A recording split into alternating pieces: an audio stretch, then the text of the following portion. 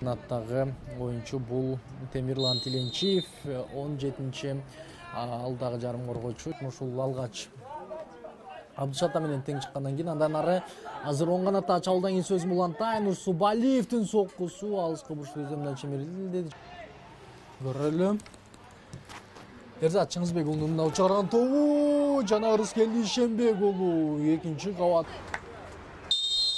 Ардактуу футбол сүйүүчүлөрү, Талант жана Кара Балтай командаларынын ортосунда беттештин экинчи таймы старт алды. Бул Олимпиад Жаныш Күреңкеев алдыга оң канатка Темирлан Тиленчиевке узун пас чыгарып берген. Темирлан Тиленчиев айпанчанын ичинде жана гол!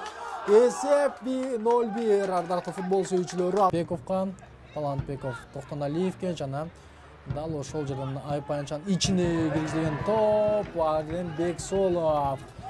Бардык Бексулов топтон бирөөнү жазгырды, экинчисин жазгырды. Жакынкы бурчка сокку жана кайрадан Абдыкайымов. Алсушка гол!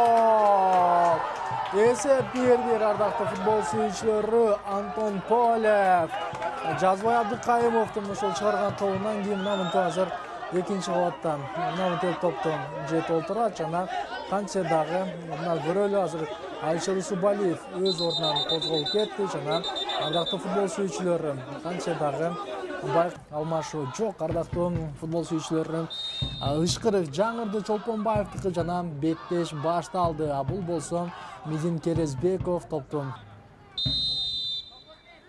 Темирлан Тиленчиев мынтип дарбазага жолдогон сокку. Толов бир кыймыл менен кайрат тартта калтырды жана Жазыбайдын соккусу дал ошо.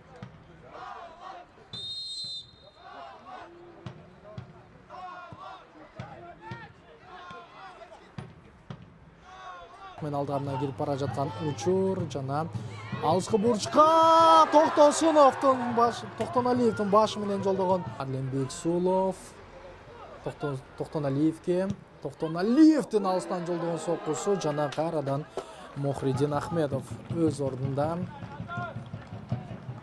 Авал бир топ болушу мүмкүн. Антон Полев жана экинчи кабаттагы анын оюну дарбазага чейин топ жеткен. Азыр дагы бир дарбазанын көзүнө көп нерсе көз каранды. Ышкырык жаңырды Рыскелди Ишенбек уулу жана Принц Кобло. Азыр командага керектүү оюнчулардын бири болуп ашып атат. Азыр анын соккусу жана Султан Бейшеналиев Азамат дал ушул жерден Кайратбек Турусбек уулу акырына чейин ойноду жана мына куаттуу сокку менен гол жаратып отурат. Командар дагы бирден мен бул учурду күтүп калган Кербезде Арлен Бексулов гол.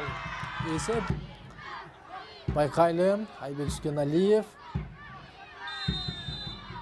сокку жана гол. Мына ушундай бардыгы келди. Беков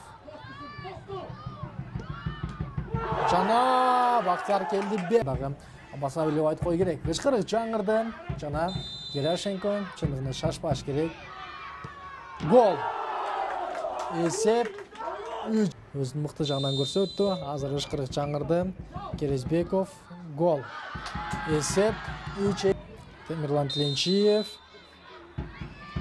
сокку жана Принц Кобло тоскону менен аны талаада сактай алган жок. Дал ошол жерден мынтип Кара Балтанын оюнчуларынын кубанычында чек